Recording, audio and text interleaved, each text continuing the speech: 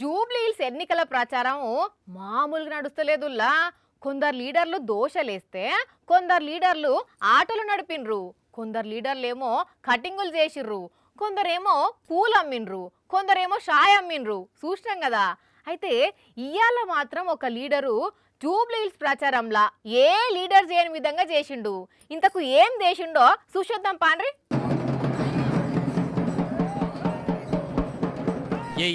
ఎయ్ సారు తగ్గేదేలే అంటున్నాడు కదా, కొరడాతోని దుమ్ము దుమ్ము లేపుతున్నాడు.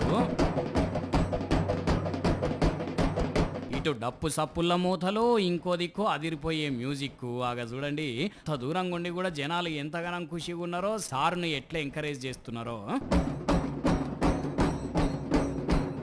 ఇంతకు సార్ ఎవరో గుర్తుపట్టినరా?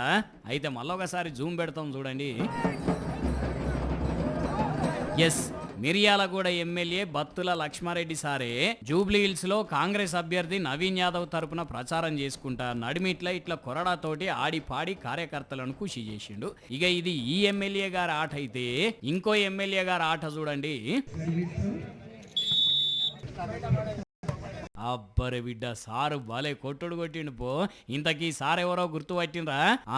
గన్పూర్ ఎమ్మెల్యే కడియం శ్రీహరి సారే హన్మకొండ జిల్లా ధర్మసాగర్ మండల్ కరుణాపురంలో ఉన్న గురుకుల స్కూల్లో ఆటల పోటీలు ప్రారంభించి ఇట్లా వాలీబాల్ ఆడి చూపెట్టిండన్నట్టు. కానీ ఏమనుకున్నాం, కడియం సారు పొలిటికల్ పంచులు ఇవ్వడమే కాదు, వాలీబాల్ ఆట కూడా గట్టిగానే ఆడుతున్నాడు.